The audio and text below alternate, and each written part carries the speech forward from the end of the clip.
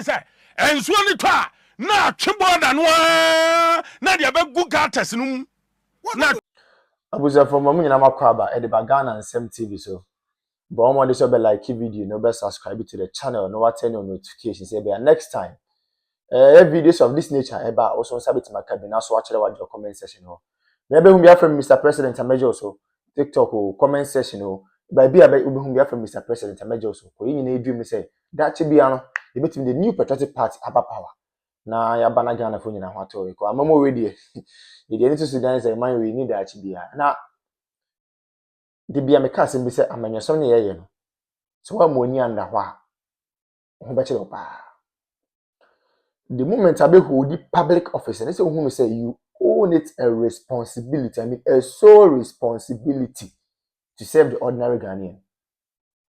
But I think say I do retirement nkofo bebree if you say a public office no more hold it. As a result of that, it is their sole responsibility to impact and improve lives of people. They have forgotten about that. Abushami chankra momi enko. Yenko ko video bi mra.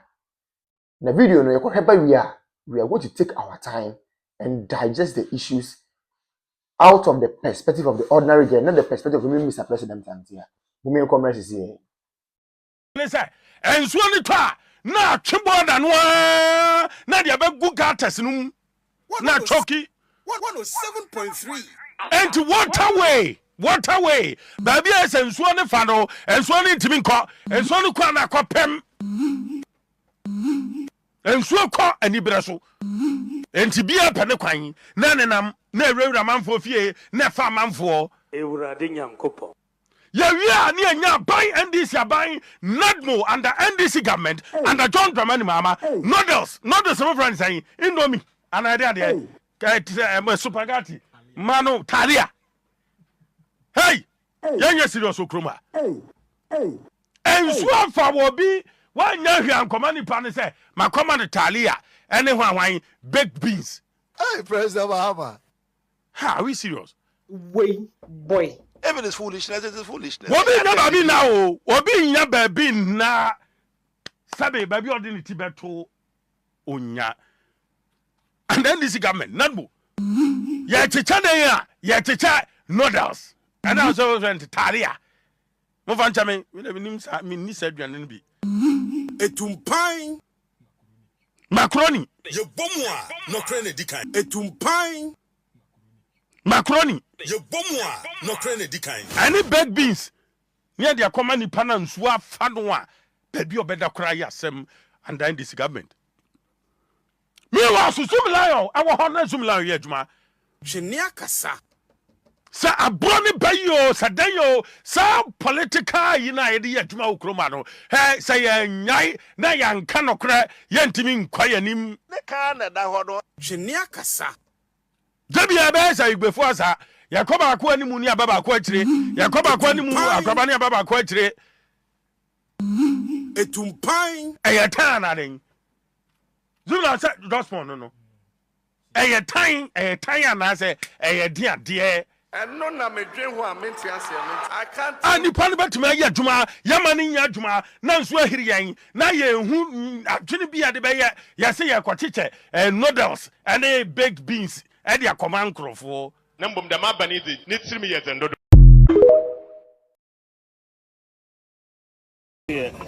Asema esi emra no obia ayobo nipa ewu niema asei aba na hu dia esi wa enya asem ketwa na sede coordinator kan no enya hankwa na esi you know bibre na nipa bibre na aba kan and I make us a mint in a fee. Miss Maba, my barber who they see, and my chicken more. Now, my mamma shedding. Now, we did a Ghana for in a problem. Into just saying, in a kaboom. Now, yet me who acquire ever faso and Masadi and Babu. Into in a kaboom, I yes, argument. Say mudi bibi to enim nipa bi omuni eduane ndi po omuni atade enhye minu bai obewo la oko hospital problems no dos meso meye ade kakra meso metimi aye aboa mo na meso my country aban say omoso embremu na omobaboa me sure say omobaba na we dey serious pa na if you say ye state of emergency mpo a yen declare state of emergency na yen fa we nyina embeye na maye mu nyina na yemishira mo na mede nyame ebeja mu nyina mede muaso ebeba na ebema meda mo ase. This is the real definition of a good leader. Good leader, ekwati bia ne manfo tim na wakwahye omon kran na wa de obetu na ho de betumi aye na de abeboa. Mahama de wo suro se obeti atechem. Wo suro se obekwati bia manfo wo na ye tua uka taxpayers money e na ye di tua uka. Ghana for one my yensensi form papa. One my Ghana for esi form. Now I don't blame you. Me blame Ghana for na enya daje ko sell lie eto abasama o because wo betena so for good 12 years. Wo be ye vice president. E ma wu jade atamos ewu ye. Ye disa show nsama wo buye. Wo wie wo se wo nye president da. E ma ye vote ma wo ma obedi 4 years aye 8 years. Wo se a we twa 4 years chinchira ye sama wo mra se who betwa 12 good years. Who to me nyehwe. Who promises and kukwan ketenkete omo adwane and confirm a wodi buy omo kọ Burkina. Koko fu a who promise omo se obetu ebula ama koko farmers bia who buy wa beti koko no so ewum. Won san so ntuaka we firi omo koko wodi omo ka.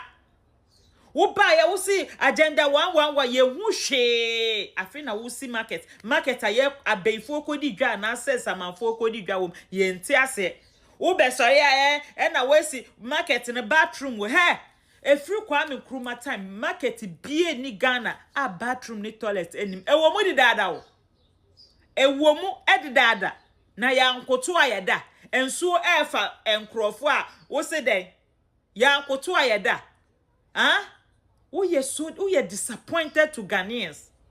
We are very incompetent. Incompetent President Mahama administration. What disappointed Ghana for? Wo nyame eyineni efri oso nyame nsan ni oso. Won kwa wo ba power. Mun kwa mo party and a sitting president ewu.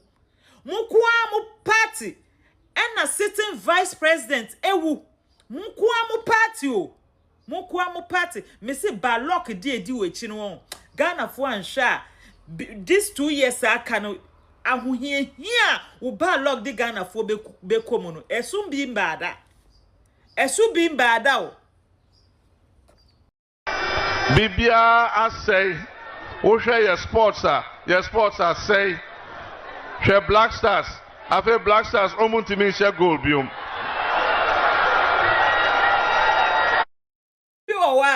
ni incompetence na ewo nu mu no wodi be ya ne nte be ne ya nte obedi kan appointed the akire wo se wo na wo testa so na for ni na ekire no such an incompetency ye the world cup na be fie Brasters ya she goals say woto e bi nsi da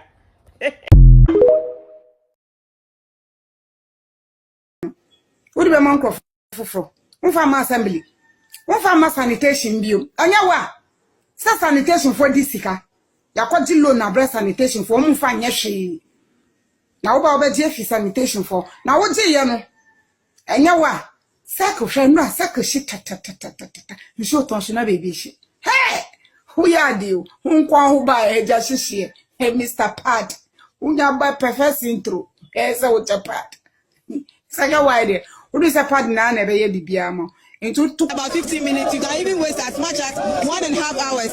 So we are just pleading. They should just come to our aid. Make it a little more trouble so that it will be. I'm a teacher and I'm still here. My learners are in school waiting for the teacher and the teacher is still here. So we are just pleading. They should just come and fix it for us. We beg them. How long have you been waiting? Oh, I got here for almost 4 hours. Yeah, if I'm not, yeah, 4 hours. Because I got here before 6 o'clock and we are still here. It's 9 something. So it's more than almost 3-4 hours we've been here.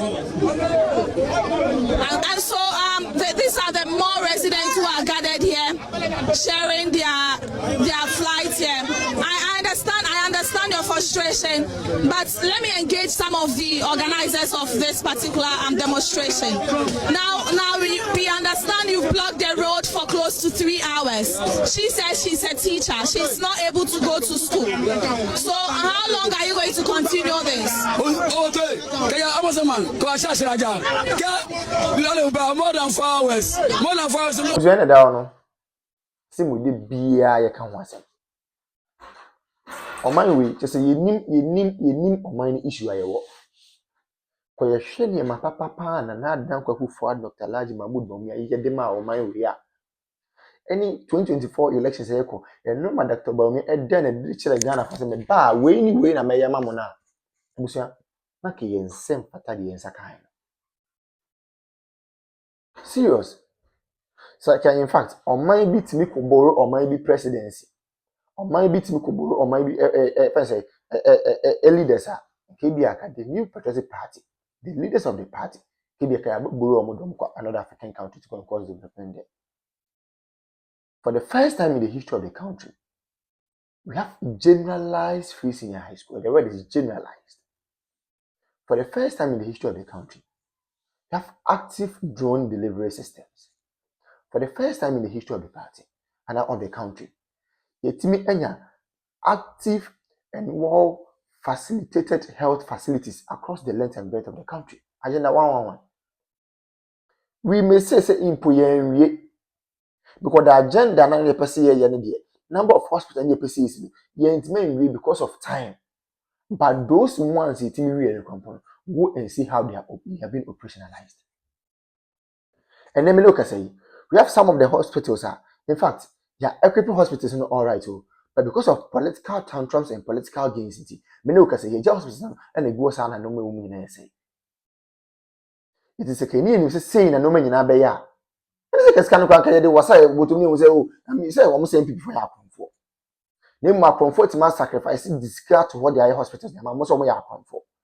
A comfort ma facilitate me say on be fund free seniors mo so mo ya comfort. You say anya Ghana for dey. Na fe na tables na 10 afi dem mokekam kakaka. Why are they shouting? Obi ankara no ntum ne nko no ho. Asofo no mo nko ma no ntu asofo no with the greatest of respect, omo nko ma no ntu ne nko nyina ho. Chief imam for nko ma no ntu ne nko nyina ho. Politicians nko ma no ntu ne nko nyina ho. Market women omo nko ma no ntu ne nko nyina ho. Obi ankara no ntu ne nko nyina ye ho. 2020 dua, then we will know the way forward. Yeti kroma obi so ono ba ono the credit scoring system be ba mo so open konketenkete. Nanze bibini na nkasa de se bi ye bibia yanketenkete ya adwen yanketenkete ye bibia ye bia invest square ye yanketenkete. We want everything in pieces. We don't want everything in bulk. Adi asem kra ni. Obi ma credit scoring system also open konketenkete.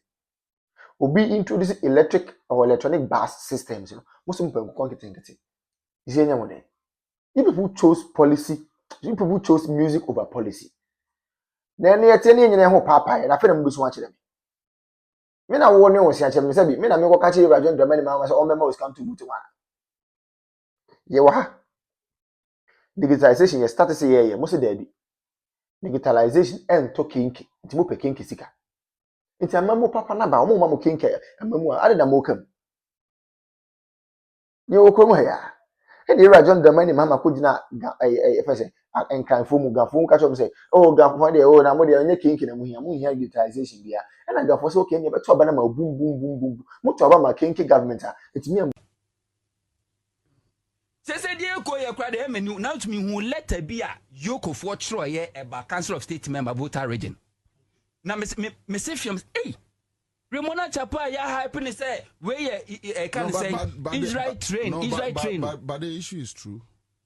Okay, the letter now was say Council of State member no were former staff Emanam 1, which is never true. Onya Juma order. Onya Juma or da. And Onya Juma or da. Amanam 1 for the first time. Nam 1 I post. Oh yes, Nam 1 I post. Yeah, no catch you. We say, oh, the panel boy. Or sister.